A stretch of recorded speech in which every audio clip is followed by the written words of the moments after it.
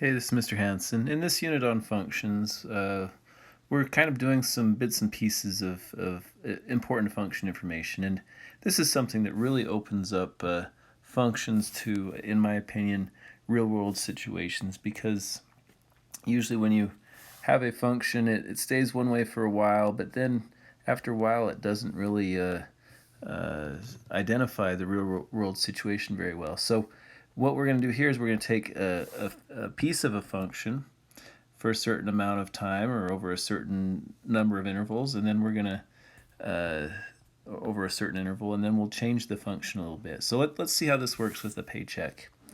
First of all, you make $10 an hour for the first 40 hours a week. This is a kind of typical. After that, you make $15 an hour. So this is called overtime, and the federal government requires that people who work overtime should get paid time and a half. So $15 instead of $10. So we want a function where we can put in the number of hours and get out the number of dollars. So let's write it. I'm going to write it right here. This is kind of a new way to write a function. F of x equals. Then we have this kind of interesting bracket here, and let's write 10x.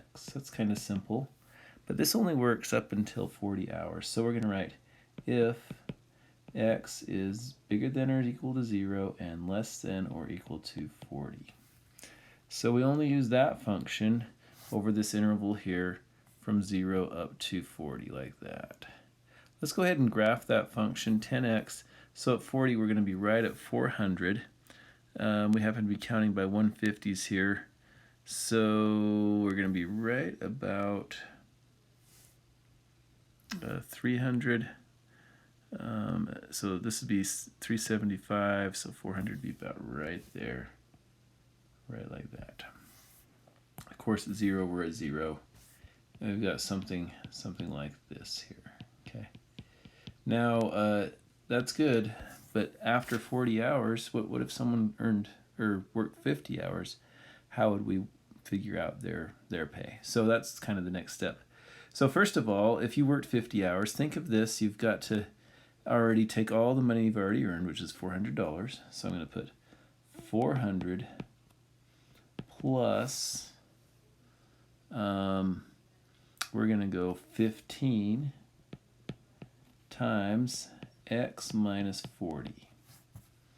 So let's see, what you might be wondering, what's this x minus 40 about? So if I put in 41 hours, well, what's 41 minus 40? That gives me 1 hour of overtime, $15.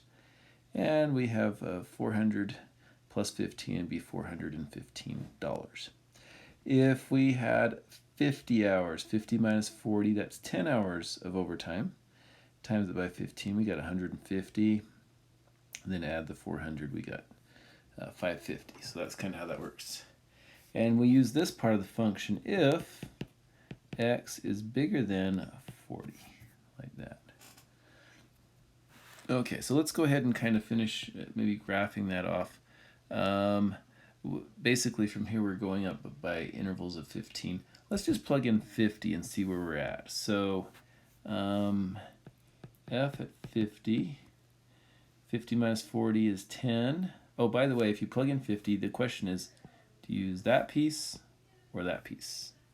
And you have to look at the intervals that work for that, and we're going to use the second one. So 50 minus 40 is 10, and 10 times 15 is 150, plus 40 is 550, or plus 400. Okay, so let's kind of mark that off at 50. We're at 500.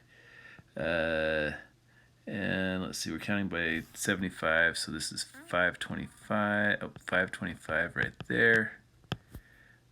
So about right about there. And hopefully you're kind of seeing a little bit of a steeper slope there. 15 is a little steeper than 10. And then 60 would kind of go up like that too. So really you have these two different situations. You've got the one in red, which I'm underlining here, and then you've got the one in yellow, which I'm underlining here. Okay.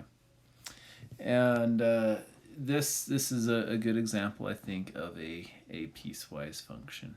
I hope this helped you understand piecewise functions a little better. I want to do maybe one more with you. This is called a step function. And let's say that you are charged $1 in a parking lot for every hour that up to an hour that you spend in the parking lot. So it looks something like this: f of x, and maybe equals 1 from 0 up to 1 hour. And you pay $2 as soon as you go past an hour. So from 1 up to 2 hours. And I did this wrong. Good, get rid of that. Something like that. Let's see. So greater than 1 hour, but less than or equal to 2 hours. And then you would pay $3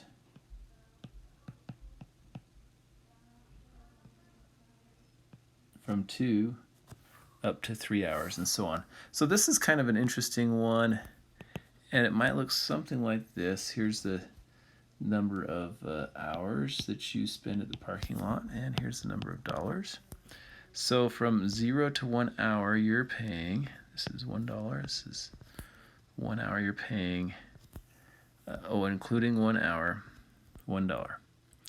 And then as soon as you go over 1 hour, you are paying $2. And as soon as you go over 2 hours, you're paying $3. And as soon as you go over 3 hours, you're paying $4, and so on. You can kind of see why it's called a step function.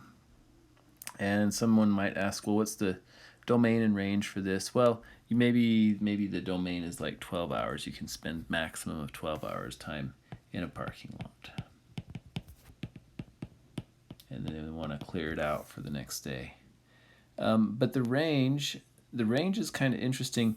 The domain can be any number between 0 and 12 hours, but the range is going to be all whole numbers. So you could be at 1 hour, and I'm just going to put 2, 3, 4, 5, 6, 7, 8, 9, 10, 11, and 12. So they have to be all whole numbers. There's you can't be at $1.50. You're paying $1 for each hour. So hopefully this helps you see maybe one more example of a piecewise function. Later on, we're going to talk about absolute value functions, and believe it or not, they make a shape like this.